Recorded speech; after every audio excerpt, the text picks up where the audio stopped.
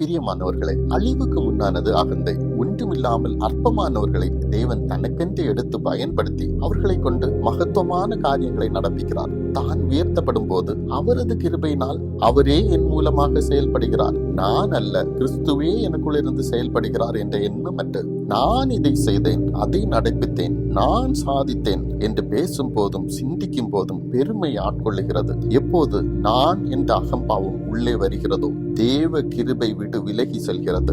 கழுதைகளுக்கு பின் திரிந்து கொண்டிருந்த சவுலை தேவன் இஸ்ரவேலுக்கு ராஜாவாக பயன்படுத்தினார். ஒரு காலகட்டத்தில் இஸ்ரவேல் ஒன்றுமில்லாத நிலையில் இருந்த போது நான் ராஜாவாக பொறுப்பேற்று இஸ்ரவேலின் 12 கோத்திரங்களை நான் ஒன்று சேர்த்து தூளிலிருந்து ஒரு ராஜ்யத்தை கட்டினேன் என்று சவுல் எண்ணம் கொண்டு பேச ஆரம்பித்தான். தேவன் ஜனங்களை தன் மூலமாக ஆளுகிறார் என்ற சிந்தை மாறி நான் ஆளுகிறேன் என்று பேச ஆரம்பித்தான். தன் சொந்த புத்தியை சார்ந்து தேவனை பிரியப்படுத்துவதை விட்டுவிட்டு ஜனங்களை பிரியப்படுத்தி தன்னுடன் வைத்துக் கொள்ள முற்பட்டான். தன்னை ராஜாவாக தேவன் அபிஷேகம் செய்ய தேவன் பயன்படுத்தின பாத்திரமான சாமுவேலின் மூலமாக தேவன் பேசின வார்த்தைகளை அலட்சியம் செய்தான். தன் வாழ்க்கையில் தேவனை முக்கியப்படுத்தி அவருக்கு கீழ்ப்படிவதை விட்டுவிட்டு தன் சுய புத்தியின் மேல் சார்ந்து அகந்தையோடு நடந்தான். அழிவு பின்தொடர்ந்தது. நேபுகாத்நேச்சார் நான் கட்டின இந்த மகா பாபிலோன் அல்லவா என்று பாபிலோனை பார்த்து அகந்தை கொண்டான். அழிவை சந்தித்தான். அருமையானவர்களே, கர்த்தருக்கு முன்பாக தாழ்மைப்படுங்கள்,